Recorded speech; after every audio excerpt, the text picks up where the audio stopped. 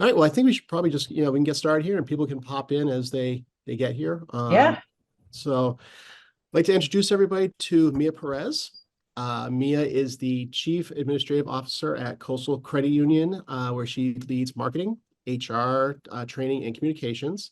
She's also a past chair of the CUNA's Marketing and Business Development Council's Executive Committee.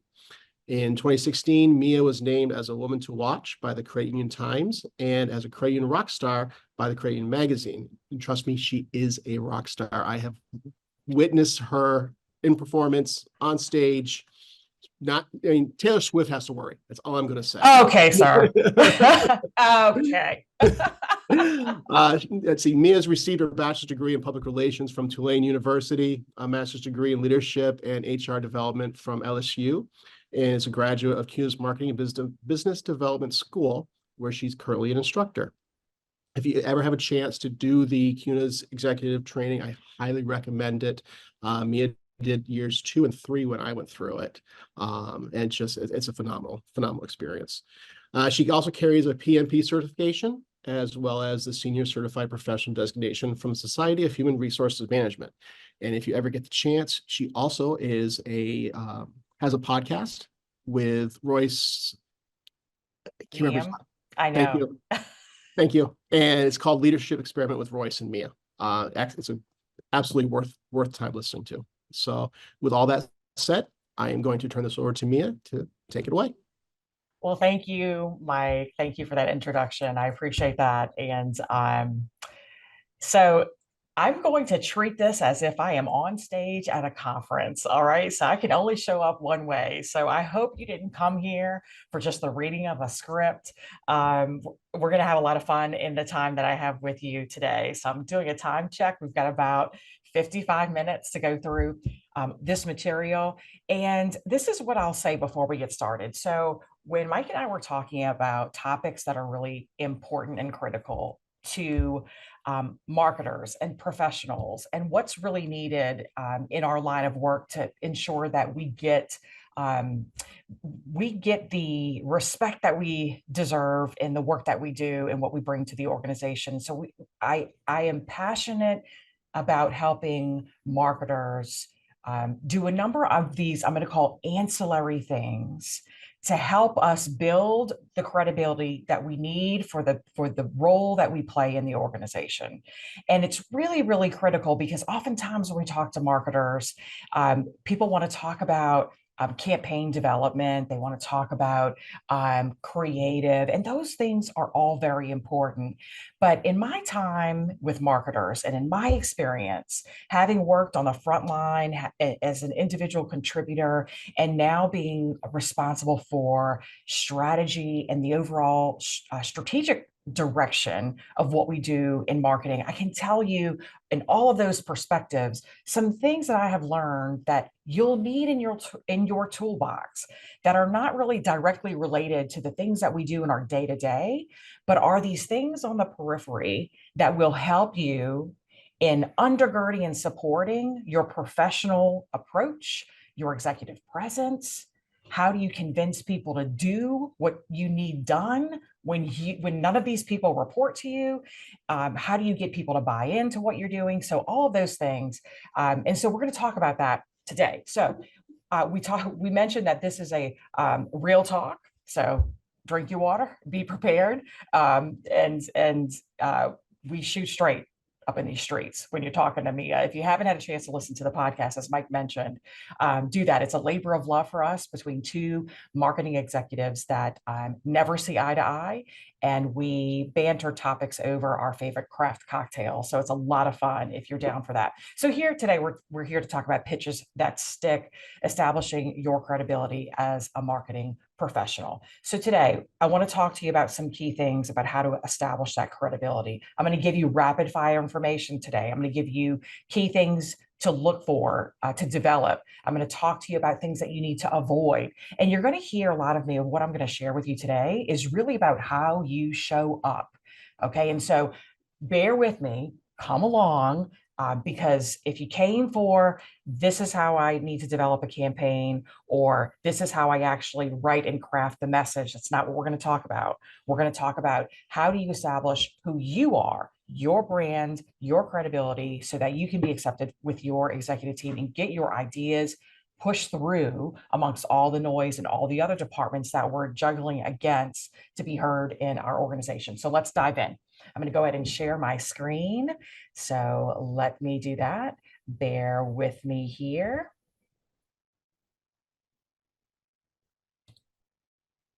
We'll get this going. I also welcome you to be thinking about questions as we go through. If you have something to ask, I welcome you to jump in and ask that, or at the tail end, I'll give some time. So be thinking about some things that you want to ask, challenge me. Maybe it's not about this particular presentation, but if you want to treat me like your consultant and ask for anything else, happy to share. I'm a huge proponent of ensuring that I share and give back to those who are moving and shaking our industry today. Happy to help you there. All right. You should be seeing, let's get it going. Yep, we can All see it. right, perfect. All right. Pitches that stick, establishing your credibility. So we already went through, a little bit about who I am. The main thing you need to know about here, I procrastinate probably as much as I lead and speak. So bear with me. Love that. Today, this is what we're going to talk about, rapid fire. We talked about learn how to establish credibility and project confidence. This is something we're going to talk about, critically important in the role that you are in as a marketer. And we'll talk more about that. The next item that we're going to cover in our short time today, I'm going to talk to you about some speaking techniques to help you make you look like the superstar you are. Bear with me on this because this is really critical as you work to craft pitches, as you develop pitches, things that you need to be thinking about in the messaging itself. It's more about how you deliver, not necessarily about what. Okay, so I'm going to share some thoughts with you on that. Practical tips to master those skills, and then top mistakes to avoid. All right, so this is something Mike talked about. I do this session at one of the management schools, marketing and BD for the trade association. And I always like to start with this fact, and that is that 75% of you and I, of us here, we have this horrible fear called glossophobia. Now, what is that? This is a social phobia, social anxiety. It's this total fear of having to pitch or present in public or to our peers or in front of people. We would rather wrestle with snakes, get divorced, die, than actually have to stand up in front of others and pitch or speak. And so I'm going to help you through that today. We're going to talk about this, establishing credibility, and I'm going to start with a few things that you really need to know as we then get to a piece of the presentation where I'm going to show you a model of what you could use and adopt when you are crafting the pitches. And when I say pitch, I'm talking about your budget. I'm talking about a campaign you want to do. I'm talking about anything and everything where you are serving up something, an idea that you want to push through to the people around you, or maybe even your own teams if you're a leader, or any other capacity. So all of this definitely applies. So we're going to run through a few key things that I think are really important, and we're going to start with this item here. And that is the number one, know your audience. It's about them, not you. When you are crafting messages, and we're going to say pitch for the sake of today's discussion, when you are putting together any one of those things, the campaign, the business plan, the ops plan, community impact, brand overhaul, strategy, you have to remember that you and I are the only ones who really understand the nuanced details, the psychology behind what it is we do as marketers. And at the end of the day, people are so busy that they don't know the details that you and I know. So we have to understand the pieces that they need to know in a very short amount of time, because at the end of the day, it's really important to know the audience. It's not about us. It's not about giving them all of the detail, but it's understanding what is it that they need to know in order to get the idea pushed across. That's the first and most important part of your recipe. Before you start any type of presentation, the first thing you need to know is, who am I speaking to? Because what you start off with is going to be totally different when you're speaking to your CFO as opposed to when you're speaking to your chief information officer or your CEO. Know who you're speaking to, do research, ask questions, because what is going to resonate with one person is not going to resonate necessarily with the other. So, really understanding that audience, number one, is key. I always love to talk about this quote because whether we're talking about presentations or pitches, designing that thing without an audience in mind is like writing a love letter and addressing it to whom it may concern, because there is no one-stop approach when you are designing and strategizing your ideas for pitching. So I can't stress enough that knowing your audience is really important. Here's something else that we need to remember as marketers, really, and that is really understanding how to be authentic. And I know this really sounds cliche, but understanding your presentation persona. So if you haven't been, or if you've never heard of Scott Schwarty, he's the founder of Ethos 3, and he wrote this book called What is Your Presentation Persona? And I love the book because he actually describes these different, we've heard of these different descriptions and types of people, personality tests and DISC assessments and Berkman assessments, and these things that we sort of categorize ourselves as.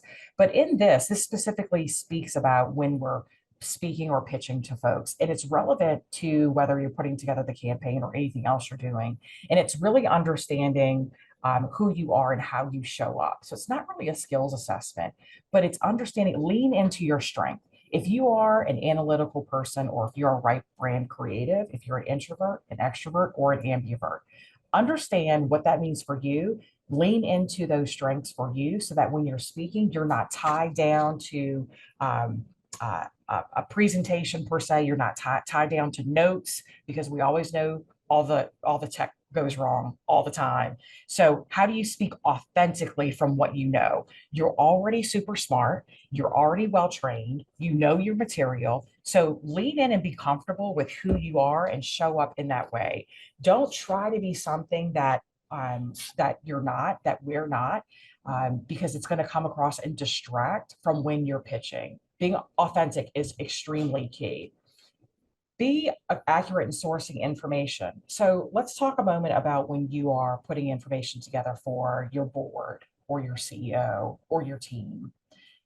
Really important to know that establishing your credibility as a marketer stems not just from what you know as information you've learned in your master's program, your undergraduate, any type of certificates or schools that you've gone to.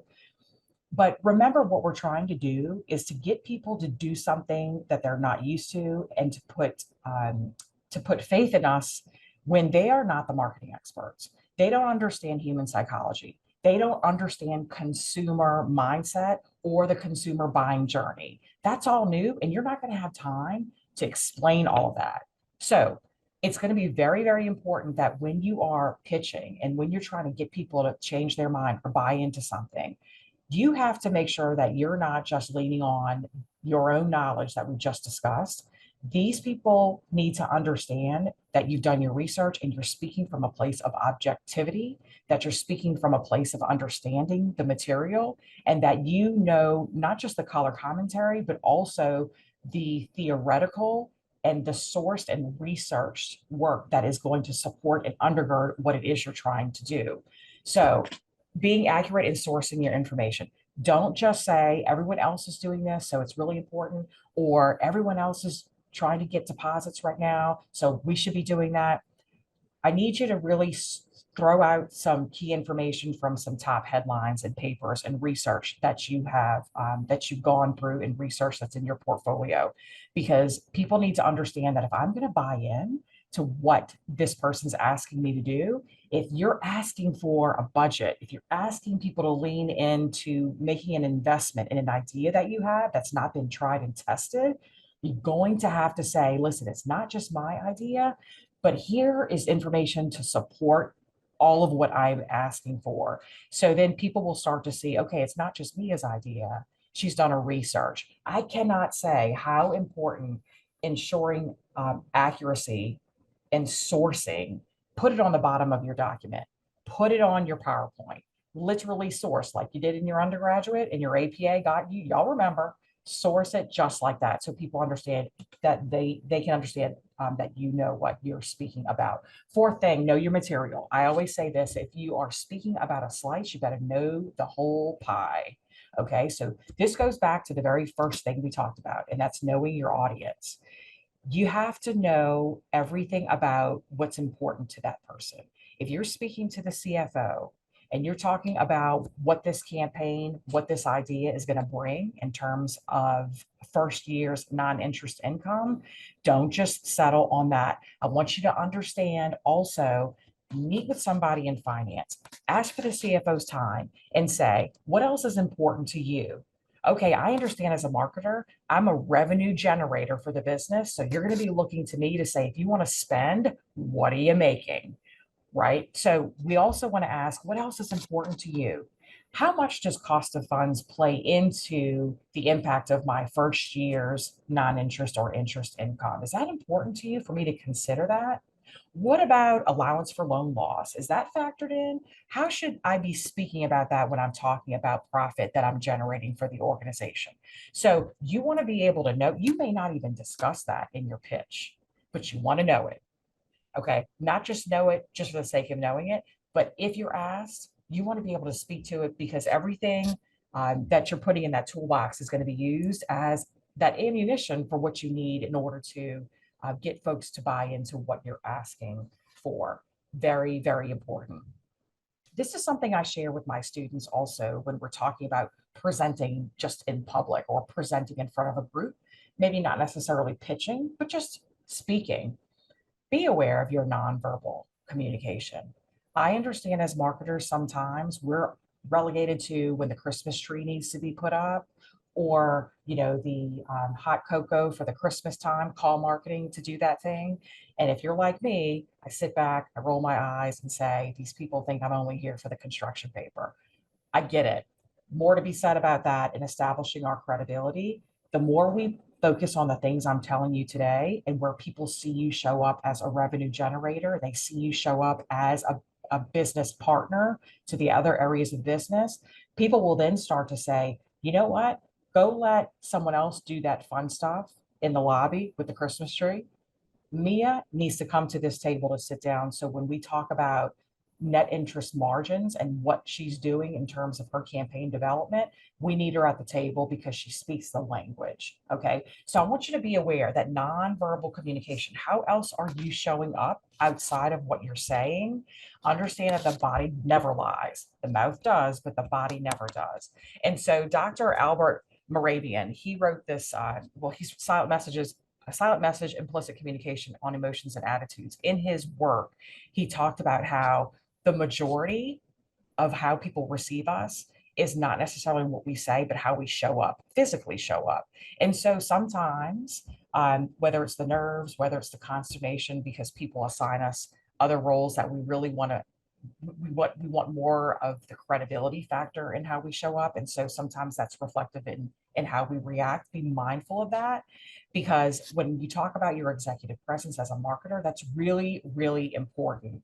And so I just thought this was really key too, because oftentimes we might have the messaging that sounds good, but our delivery and how we show up doesn't demonstrate itself or show up as confident. So you marketers, you're bringing the whole package. And yes, I know everyone else does not have to do that. We do get the raw end of the deal sometimes, but these are the things that are going to help set you apart, get your idea communicated, bought into, and invested in with the people that we that don't necessarily report to us. And so this is just another tool to keep in your toolbox. A few other techniques I want to share with you. I want to talk to you a little bit about some things that are really important. I'm going to run through these, but these are really important when you talk about pitching. I want you to think about your environment. Where are you? If you have an amazing pitch, if you have something really exciting and profound to share, but you're in an environment where you're not speaking loud enough. I was in a meeting right before I joined you guys. I ended something on another floor in this building. I ran back to my office to prepare for you, but I was in this meeting with a lovely professional, high ranking executive, extremely smart. 15 people around the table. It came to her to share something really important. She's has this low tone in her voice, so the quality of the voice matters. And head was down, so she's looking at notes. And so now what's happening is the throat is closed off and she speaks extremely low. So no one around the table is going to say, I'm sorry, we can't hear you, because that's a little bit embarrassing in the moment when someone's speaking. My point is, it doesn't matter if you've got some great things to say. If you're not paying attention to how you are showing up in the voice and also the strength and gusto and enthusiasm, you're going to fall flat. If you're not excited, no one else is going to be. Adequate volume, number one most critical technique when you are pitching or speaking. So remember that. How you show up, posture as well. That's really important. Are you asking someone to buy into a pitch? Are you asking someone to buy into a community event? Everything how you show up is really important. Arrogance can be seen in how our bodies show up in front of other people. In this day and age where we are all things Zoom, all things WebEx, you're not seeing the full body. Okay. So you have to remember, people are only seeing sometimes what's in the small screen. That also changes the game. But your volume, your posture, you're speaking with enthusiasm. All of those things matter when you are trying to get people to buy in and establish your credibility. Here's something else we need to do better as marketers. I talked to you about all the things we know: psychological safety, consumer psychology, consumer buying funnel, brand, all of those things that we understand the art and science behind. When we pitch, sometimes in our minds, we kind of let all of that get really hairy and sort of bundled up together. When you are pitching, it's going to be really important for you to have logical development of your material. I want you to tell people what you're asking for. I want you to say why. I want you to say what the end game is going to look like and what they can expect of you as a result of what you're asking for. I'm going to show you in a moment a specific pattern you're going to want to write down so that it'll take you through this flow of how I'm going to ask you to create your pitches. Logical development of material, intentional breathing. I know we're talking about these speaking techniques, but here's something else we do. If we are not, if I mentioned to you about the young lady I was just in the meeting with, and the head is down. And so the breathing is really important. So the diaphragm engaged, how we're even projecting in our voice, the pausing, all of that makes a difference. So when we talk about intentional breathing, sometimes when we're nervous, we said what 75% of people hate having to pitch, even if it's just standing in front of one person. What happens is the heart starts beating really fast, the adrenaline is going. And you've ever heard someone say to you, remember to breathe? And you're like, well, no joke, Sherlock, right? But in that moment, we forget. I've seen people literally pass out because the knees are locked, preventing the blood flow when you're standing up. So if you need to walk it out a bit, do that. But pay attention to these things, because while you're mastering what I'm showing you now, you're going to show up so confident and you're going to show up so relaxed and enthusiastic about the pitch and what you're asking for. But people won't be distracted with how you're showing up, and they'll be able to listen to your message. Proper use of gestures is something else I'd encourage you to think about. Convey meaning and feeling. When we're asking people to connect with our message, and when we're asking people to buy into something we want them to do, making an emotional connection with the thing is really, really important. So learning as a marketer how to convey meaning and feeling in what you're asking for is important. What I don't want you to do, I don't care if you're only talking about your marketing budget.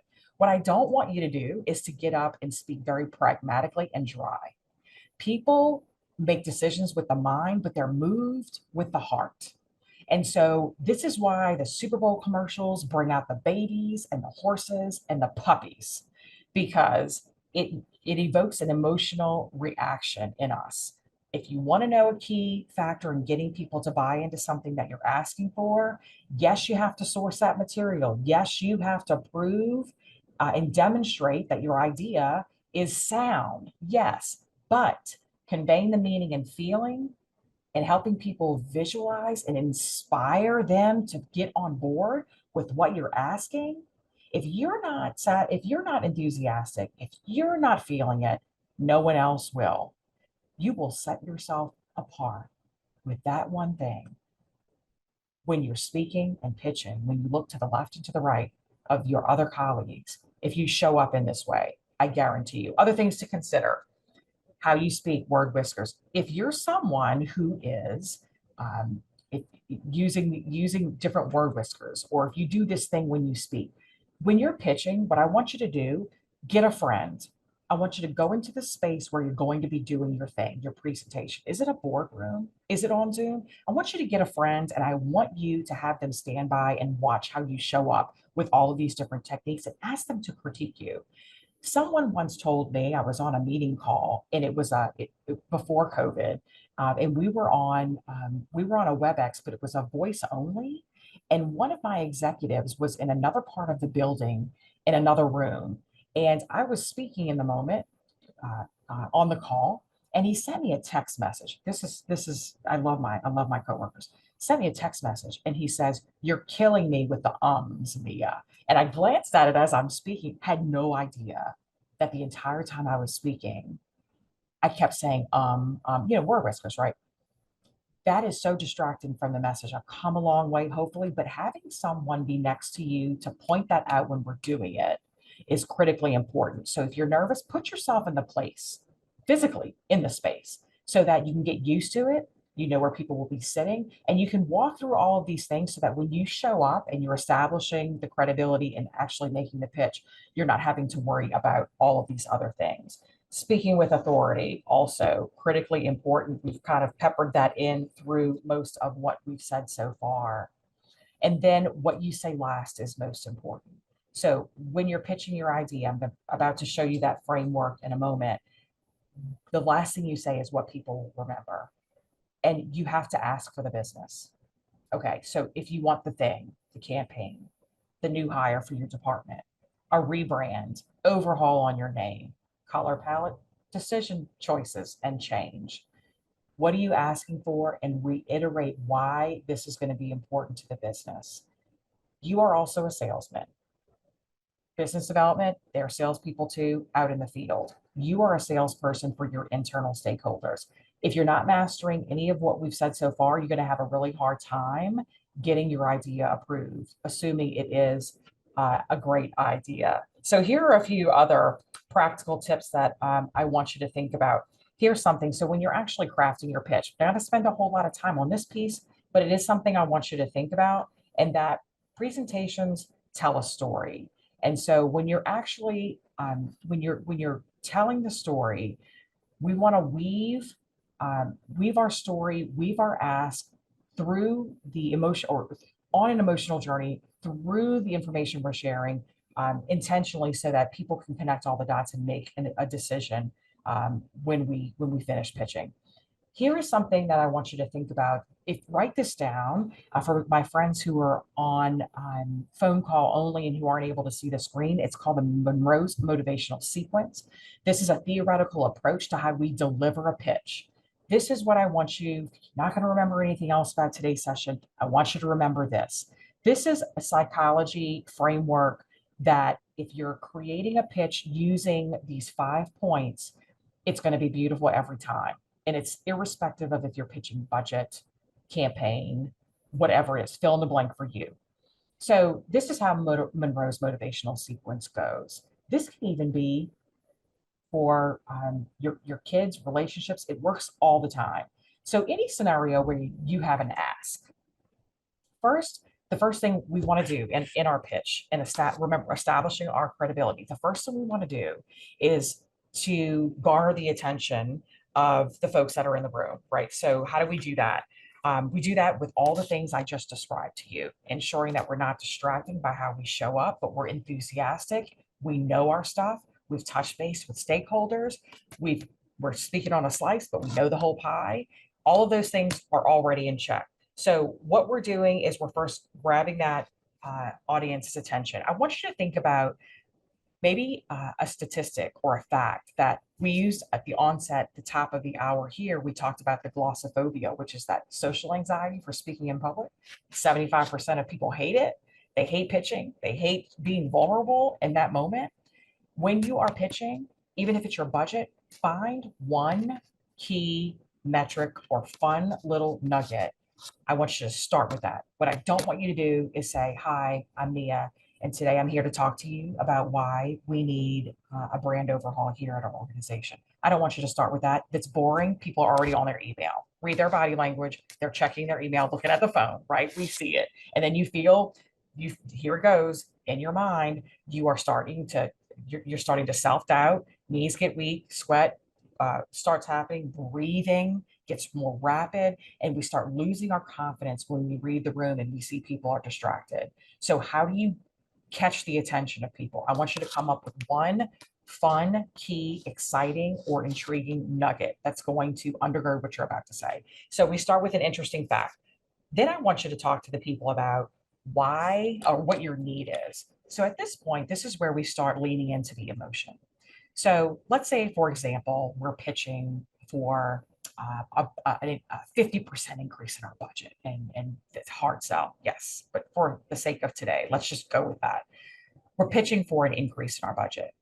If we start with something, let's say our attention grabber is something unique about how consumers buy. The average American, I'm making this up, but let's say for the sake of argument, the average American buys 10 things a week on Amazon before they knew they needed it. Consumer behavior has changed, and let me tell you why that's relevant to ABC Credit Union and what we do here in our marketing area. So we're starting to build a case for our budget. So then we move into the need. Now this is where I say this is where my head starts to tilt a little bit to the side. I'm trying to connect on an emotional level, and this is where I lower the voice, speak a little slower, and this is where I start to say, this organization has been extremely successful up to this point, but we have a concerning need. Because our consumers are so distracted, because our members have so many choices, there is such a need for us to be a power player in our market. And today, we can't do it with what we have. Okay, so in that moment, you see, I just totally made that up. But you see, in the moment, we get people excited, grab their attention, and now we say, let's have some real talk. It's about to be bad here if we don't get this thing corrected. So you bring people, you see how bring them down to the valley. Monroe's motivational sequence. We start at attention level, we bring them down to the valley. Next, now we're going to come up and we're going to offer some satisfaction. This is a way to satisfy the need of the organization, satisfy the need, which is your pitch. And this is where we present the solution. So now they start to feel better. So now our solution is, so here, what I'm here today to do for you is to share with you a solution that we've come up with that is going to increase our membership by 10%, which is 6% over industry standard, according to the 2022 CUNA environmental scan. You like the way I threw that in there? So I'm not just saying I need it for me. I'm saying we need it. Our organization needs it because a trade association just gave us information that said we need it. So I'm already building my case for why you need to say yes. All right. So we're providing that satisfaction. Here is my solution for the fact that our consumers are distracted and we need to grow our business. And to cut through all the noise, we have to be better, bigger, bolder. And we're going to do that. And by doing it, we're going to 10% membership growth. We're also going to have X% loan growth. We're going to bring in those deposits that we're fighting for with the 10 financial institutions down the street. According to our latest local economic scan, we've had X number of financial institutions move into our market in the last year. It's concerning for us here at ABC. That's why we're coming to you today with this request. So you see what I just did? Wove in a whole bunch of things that say, this is why you need to listen. This is why we need a yes from you. So we go attention, we bring them down to the valley for the need, then we bring them back up to, I am here as your solution. And so Now we visualize, we did a little bit that just a moment ago in the satisfaction piece. You saw now we're leaning into the visualization.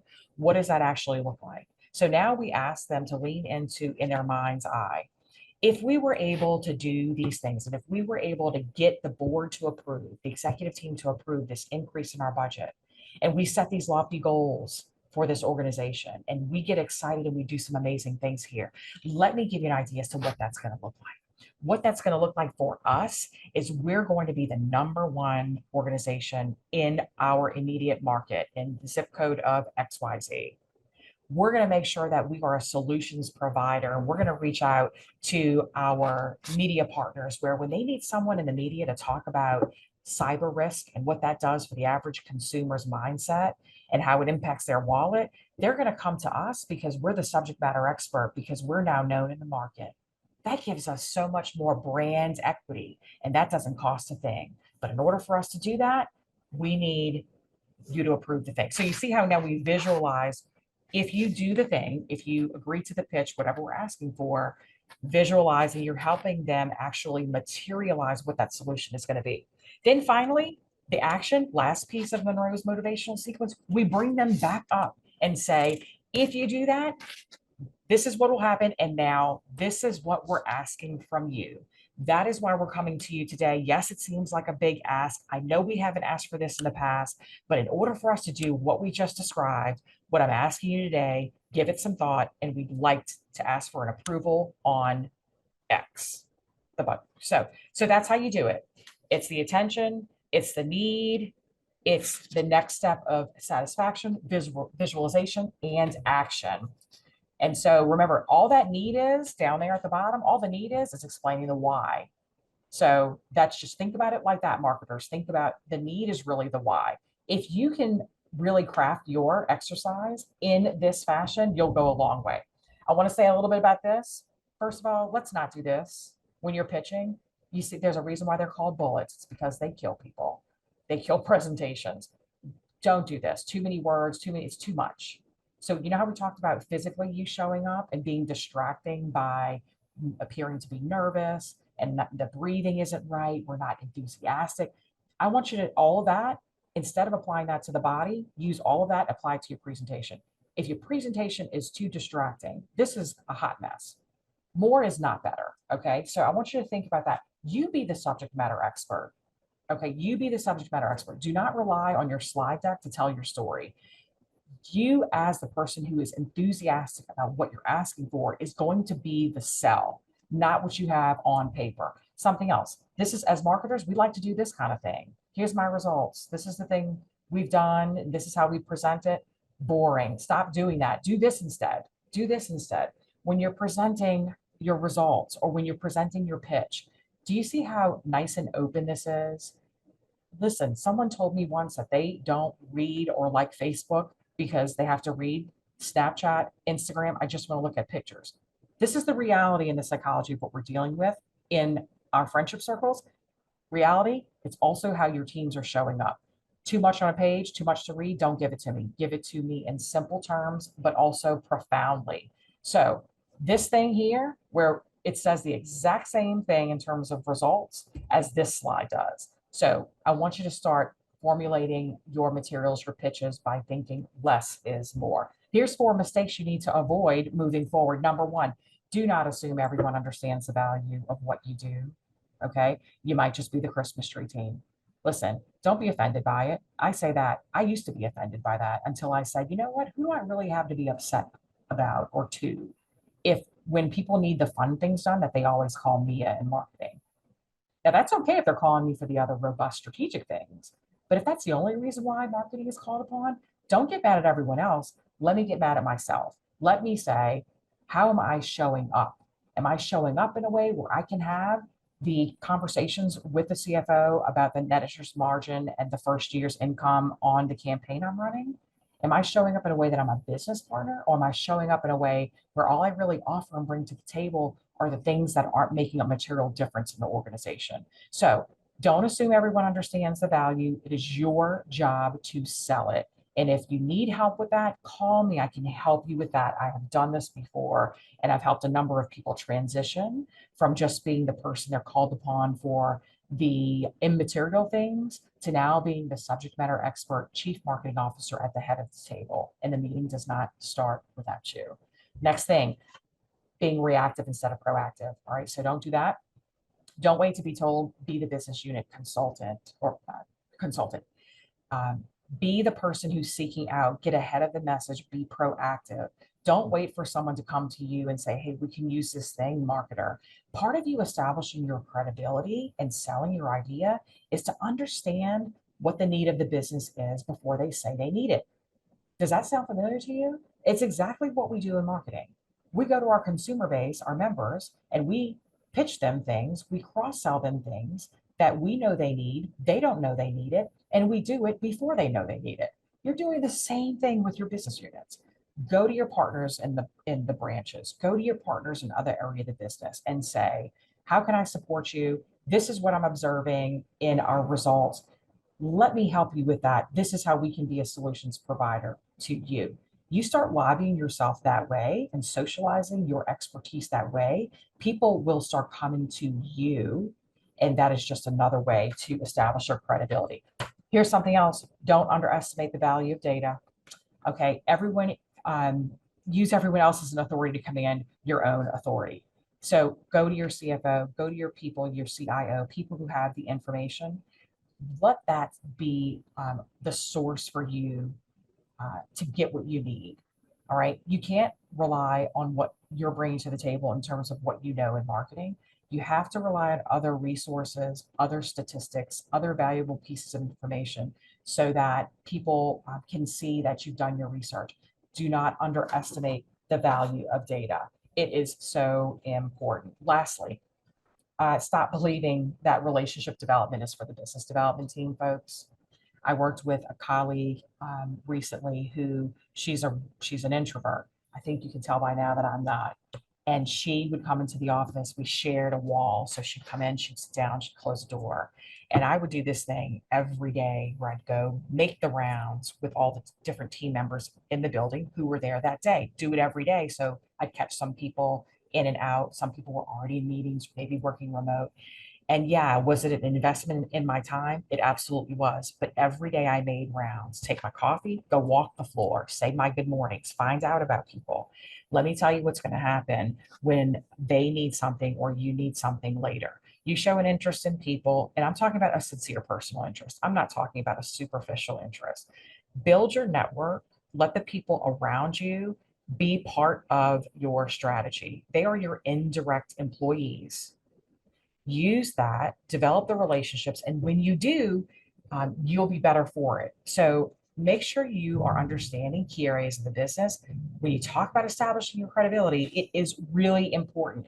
You can't just look in the mirror and say, my mom told me I'm great, so therefore I'm the favorite child. Nobody cares about that. You have to establish that relationship with the people around you so that you can be the subject matter expert and you start establishing your credibility with them. I'm going to leave you with this. The only reason to give a speech, a pitch, fill in your blank, is to change the world. Quote by John F. Kennedy. So, what I'm going to encourage you to do is recognize your value as a marketer. Let's stop diminishing what we do in our credit unions and our industry by saying we have to be the people that create all the things instead of using our skill sets and our knowledge and expertise to further the work that we do. No one else in our organization has to do what we are expected to do. Lending doesn't come up with their own forms. Why does marketing have to do all those very nuanced details? Partner with your experts in the field. Partner with your experts. If you don't have a creative firm on staff, find someone externally who can assist you to help you make the best product. But remember, everything you and I do really is to ultimately change the world, whether you're helping those around you when you're establishing your own credibility, or whether it's we're making better families and individuals in our communities because we are selling them, cross-selling them, and getting them to buy their products from us because we are the best deal in town. And because of that, they're saving money that allows them to not have to focus on Do I buy the milk or do I buy the prescription? When they're saving money with their credit union, they're able to relax the shoulders, relax the stress, and at the end of the day, we are a direct sight line into relieving that consumer anxiety in our communities. That is what marketing does, not always just the fun stuff. So that's what I have for you in this presentation. I have for you here a way to contact me. You can email me if you have questions about what we shared today. You can reach me at Coastal Credit Union out here on the East Coast. And if you email me, I'm happy to also provide you my work phone number. You can shoot me a text there. If you have a quick question, a quick hit, I am happy to help you. I hope that you learned something today. And this information, although delivered rapid fire, that you learned something from it, because I am a huge believer in the fact that marketers, we are one of the most important departments in our organization. We are revenue generators. No one understands the internal culture and the external psychology of our members like we do. Let's put that on stage. So with that, Mike, I'd like to see if we have any questions. Well, I actually have a quick question for you. You talked a lot about being establishing our credibility as far as doing our research and getting the our facts and stuff that is backing up what we're saying. How do you find that? Is it just a Google search, or how do you go about trying to get those specific numbers, data, and whatnot that's going to help present your idea, your pitch? Yeah, great question, Mike. So I always, and this is a tip for my marketers, I always keep I have a short list of key pieces of data, factual information. And every year I just, even before I'm pitching, before I'm putting together anything, whatever that pitch is, I just keep this information. I renew it every single year. One of those things I get my insights from the eScan. So the Credit Union National Association puts out, and again, in all full transparency, I have no connection to that product. Written a few chapters in the past for them, but it's insightful because it provides a number of stats for our industry. It tells me what's important. It gives me quotes from key leaders and thought leaders in our industry. And so I always, every year, every time that's produced, I order a copy and I stick it in my drawer after I read it, because that's what I'm going to go to for industry information. I'm also a huge advocate of not just relying on credit union data, though. I mean, it depends on what you're looking for. In the example I gave, if I'm talking about pitching something that's going to impact my community, then I better have connections at my local chamber. There's a number of online resources, whether it's census data or just local websites that have information for me. So Google is your friend. It's not difficult at all to get that type of information. But I also keep readily in hand a few key magazines. Inc. I keep Fast Company. I keep Harvard Business Review. I'm always quoting from those types of resources. I quote from research papers. You can do quick searches on that. Some of those you have to buy. So unless I'm really pitching something really heavy, I might buy papers up to resource. But other than that, it's going to be things that you can find. So just ask yourself, what am I solving for? Is it something relevant to the industry specific? Go to your NAFQ CUNA. If it's something that is just a broader span across our society or econ, go to those other resources. Great, thank you. Susan had a question in the chat. When you're preparing for a pitch, how much time do you spend writing the content itself versus how you plan to present the content? I spend more time on how I plan to present. Don't get me wrong. So, Susan, that's a great question. I have to be super well versed in the material. Remember how we said, if you're going to present a slice, know the whole pie? That's probably a nugget for you. I've witnessed and watched many marketers get very myopic in their approach, and they say, I'm speaking on this thing, and they know that thing and they memorize that thing. Have an executive ask a question that's going to throw you a curveball and you will lose your mind. So in order to not have that happen, you need to know the material. So you got to spend a lot of time. Remember, all the enthusiasm, that's great. But if the ask is not good, if you haven't done the research and you haven't sourced and you don't really know that well, you got to have both pieces. But once I now am convinced that I've got a good pitch, the material is good, I've got good data, I'm good on all those things, I'm going to spend more time on my delivery. And it's been proven because people can have an amazing ask, but if they're up there and they are dry and as boring as a bone, I'm falling out of my chair, falling asleep, been dreaming for the last 10 minutes because they have lost me, I'm not going to buy in. And I might ask you to, can you do some more research and come back? So you might get the can kicked.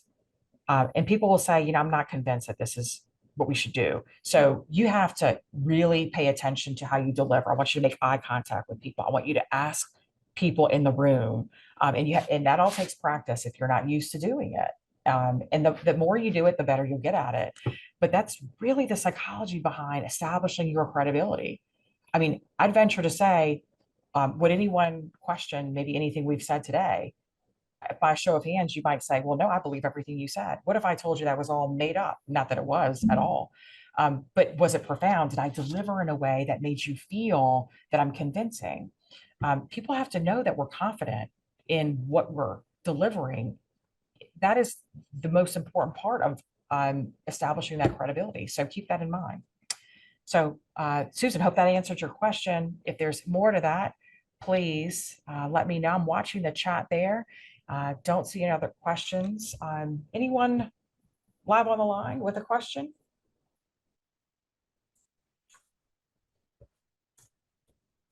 No question, but I did just want to say thank you. I really enjoyed the presentation. Great. Thanks, Cole. Appreciate that feedback. Thank you so much. I will, thank you, Carrie. Thank you. I just can't reiterate enough, my fellow friends, and I am in a safe space here with my marketing friends. As you know, I work with other departments in the role that I'm in now, but we as a marketing group need to be better at our storytelling. We need to be better at how we serve up information that we want our colleagues to understand and to buy into. It's a heavy lift because you have to know the information, you have to know the inside, you got to know the outside, how people are going to react to it. You have to know how to be in the moment and present. You have to know the numbers. You have to know the creative. I get it. It's not easy because my CFO folks, all they have to know is a budget and they can be boring. I don't know when accountants got, the past to be boring, but we can't. We can't. Accountants aren't being called to put the Christmas tree up, but we are. Or you know what I'm saying, the coffee hour, the breakfast. And listen, those things are fun. And internal brand is important. I'm not here to say that it's not. But I want us to sit back and reflect and say, if that is the only thing I'm being asked to do in my organization, if everyone else is getting direction and career pathing and succession, and I've not been having those conversations with my leader, and I haven't been tapped on the shoulder for a potential promotion, why not? Let's not blame them. Blame ourselves because we have to own it. We have to be the person that takes responsibility for our own professional development, our own establishing of our own credibility. So we have to be a better billboard of ourselves, so we can get people to buy in and rise above the noise too in the office place. So think about those things. I challenge you to think about how you can improve upon that, and how you show up. And I guarantee you, if you master that, you'll go very far, and so will your ideas. So, Mike, I'll leave it at that. I thank you so much, everyone, for your time. And any final questions or comments, Mike, I'll turn it back over to you.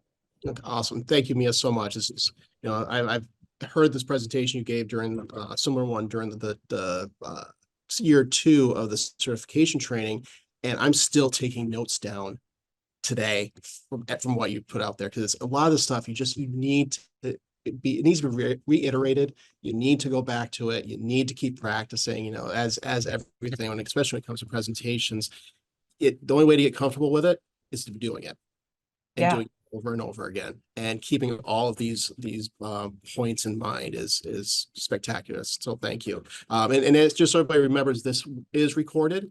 I will be putting it on the league's website, and it'll be on our YouTube channel. So if you did not take enough notes, like I know I didn't, go back. You can go back. You can re-watch this, fast forward, rewind, whatever the points you need. This is all phenomenal information that we can all definitely take back and learn from. So thank you very much again. Also, I'd just like to mention that our next marketing workshop event will be February 8th. This will be presented by Diane Reed. She is the president of CU Doctor. Diane's presentation is going to be covering recruitment marketing, and the title is Recruitment Marketing, It's Branding, but for Employees.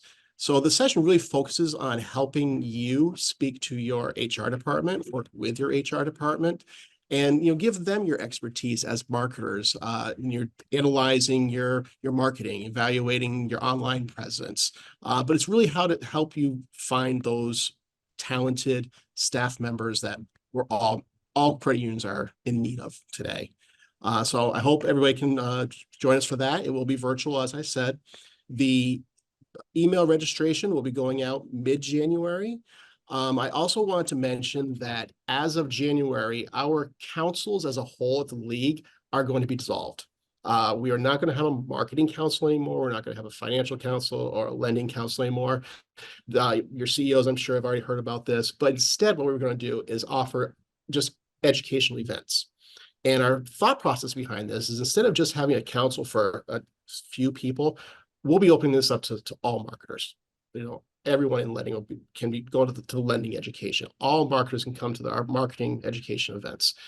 There will not be a yearly dues like we've done in the past. The events may or may not require a fee to attend if they're in person, for the speaker, the food, the venue, whatnot.